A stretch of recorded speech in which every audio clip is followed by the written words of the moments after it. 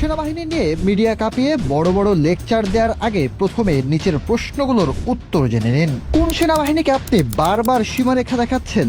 যখনই আমাদের সেনাবাহিনীকে নিয়ে সীমারেখা টানার চেষ্টা করেন, তখন একবার ফিরে তাকানো উচিত সেই গৌরবোজ্জ্বল অতীতে, যেখান থেকে শুরু হয়েছিল আমাদের স্বাধীনতার পথ চলা। তৎকালীন পাকিস্তান সেনাবাহিনীর বাঙালি সদস্যরা একপেশে শোষণমূলক সিদ্ধান্তের বিরুদ্ধে গর্জে উঠেছিল বলেই আমাদের মহান মুক্তিযুদ্ধের সূচনা হয়েছিল।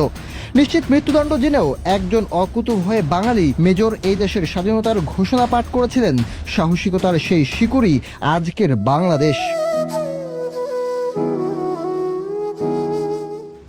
যারা তৎকালীন শাসকদের অবিচারের বিরুদ্ধে বিদ্রোহ করেছিল, যারা ৭১-এ নেতৃত্ব দিয়েছে মুক্তিযুদ্ধে, যারা যুদ্ধ পরিচালনা করেছে ১১টি সেক্টরে এবং অসীম সাহসিকতার সঙ্গে গড়ে তুলেছিল Z force, S force, K force, যারা জন্ম দিয়েছে ৭ জন বীরশ্রেষ্ঠের মতো শ্রেষ্ঠ সন্তানদের, যাদের অধিকাংশই সেনাবাহিনী তথা আমাদের সশস্ত্র বাহিনীরই সদস্য ছিলেন। এদেশে মুক্তিযোদ্ধারা শ্রেষ্ঠ সন্তানের মর্যাদা পেলেও মুক্তিযুদ্ধে সশস্ত্র বাহিনীর বীরত্ব গাথা এদেশে কখনো ততটা সশব্দে উচ্চারিত হয়নি।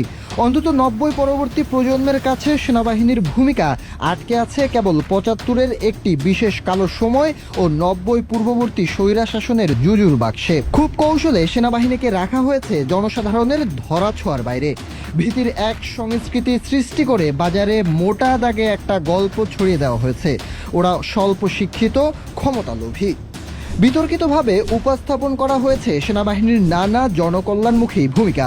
মুখরোচক মিথ্যা প্রতিষ্ঠিত হয়েছে ক্যান্টনমেন্টের জীবনচারণ ও সামাজিক অনুষ্ঠানগুলোকে ঘিরে। যেহেতু আত্মপক্ষ সমর্থন করে এ সকল সামাজিক অপপ্রচার এর সমুচিত জবাব দেওয়াটা কোনো রাষ্ট্রীয় বাহিনীর কাজ নয়, তাই এই অপতথ্যগুলোই একসময় বেশ বিশ্বাসযোগ্যভাবে বাঙালি শিক্ষিত সমাজে প্রতিষ্ঠিত হয়ে গিয়েছিল। আর তাই ২০০৯ সালে বিডিআর দরবার হলে পরিকল্পিতভাবে এক নরকীয় হত্যাকাণ্ড চালিয়েও এদেশের স্বাভাবিক পরিস্থিতি বজায় রাখা সম্ভব ছিল। এবার সময়টা ২০২৫।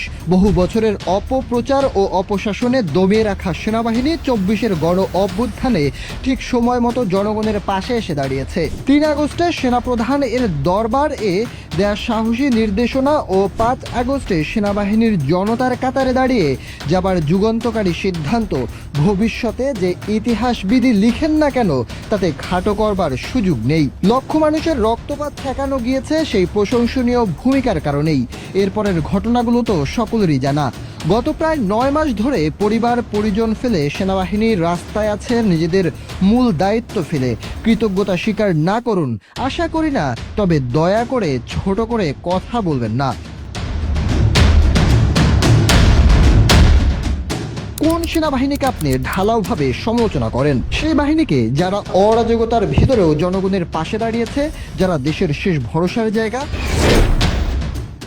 হ্যাঁ, রাজনীতি সেনাবাহিনীর কাজ নয়, কিন্তু যখন রাষ্ট্রের অঙ্গগুলো বিকল হয়ে পড়ে তখন সেনাবাহিনীকেই দাঁড়াতে হয় রাস্তায়, সেটাই বাস্তবতা। সেনাবাহিনী জনগণেরই প্রতিষ্ঠান, জনগণের সন্তানদের নিয়ে গঠিত। এদের নিয়ে অযথা কটাক্ষ নয়, সম্মান দেখান। না জানলে পাশের দেশগুলো থেকে শিখে নিন কিভাবে রাষ্ট্রীয় বাহিনীর প্রতি সম্মান প্রদর্শন করা হয়। কোনো ব্যক্তি বিশেষের ভুলভাল বক্তব্যের প্রতিবাদ করা কোনো রাষ্ট্রীয় বাহিনীর কাছে তেমন গুরুত্বপূর্ণ বিষয় নয়, তবে দেশের একজন সাধারণ নাগরিক হিসেবে নিজস্ব ভাবনা উপস্থাপন করা যেতেই পারে। শৃঙ্খলা, ত্যাগ ও দায়িত্ববোধের এক অপার প্রতীক আমাদের সেনাবাহিনী। তাদের সম্মান করা আমাদের সকলের নৈতিক দায়িত্ব।